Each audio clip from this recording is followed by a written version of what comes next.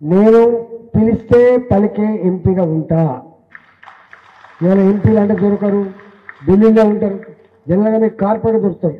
మీకు అందుబాటులో ఉండేది మొట్టమొదటి కార్పొరేటర్, ఆ తర్వాత ఉండేది ఎమ్మెల్యే, ఇక ఎప్పుడో దొరికేటోడు ఎంపీ.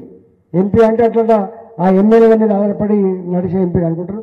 కానీ నేను చాలాసార్లు చెప్తా, నా ఇంటికి వచ్చే వాళ్ళు ప్రజలు నా విఐపీలుగా చూస్తాను. నేను డాక్టర్కి పేషెంట్ ఎంత ఇంపార్టెంటో, అడ్వకేట్కు క్లయింట్ ఎంత ఇంపార్టెంటో, రాజకీయ నాయకుడికి నా ఇంట్లో 100 మంది వచ్చే కాడ 500 మంది వస్తే సంతోషపడే వ్యక్తి నేను కూడా మీ బస్తీలలో మీ కాలనీలో ఒక ఆశ్చర్యకరమైనది ఏంటంటే, ఇక్కడ ఎక్కువ మంది కామ్రేడ్ సుందరయ్య గారి పార్టీ సిపిఎం పార్టీ ఇక్కడ ఎక్కువ ఉన్నటువంటి. ఇవాళ సుందరయ్యని మనం మీటింగ్ పెట్టుకున్నాం.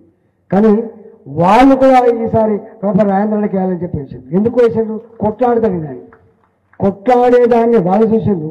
రకరకాల ఒక్కొక్క పార్టీ వాళ్ళు, ఒక్కొక్క సంఘం వాళ్ళు ఎవరికి వాళ్ళుగా ఇగో మాకు ఇదవుతుంది, మాకు అదవుతుంది చెప్పారు. కాబట్టి ఇవాళ అందరి వాడిగా ఉంటా, కొందరి వాడిగా ఉండా, అందరి వాడిగా ఉంటా. తప్పకుండా నాకు ప్రజలు తప్ప, ప్రజల సమస్యలు తప్ప నాకు ఇంకో సిద్ధాంతం లేదు. ఇప్పుడు ఇవాళ భారతీయ జనతా పార్టీ గెలిచిన తర్వాత ప్రజల కాళ్లకు ముళ్ళుతే పన్నుతో పీకే సర్వీస్ చేయమని చెప్తుంది.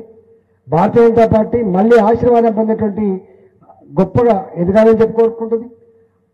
మంచి పని చేసి 10 మందికి ఆదర్శంగా కోరుకుంటుంది. కాబట్టి ఆ ఆదర్శంగా ఉండేటువంటి నా ఆచరణ మీ కళ్ళ ముందు ఉంచడానికి ఈ 5 ఏళ్ళు ప్రయత్నం చేస్తానని చెప్పి మీకు హామీ ఇస్తూ సెలవుకున్నా.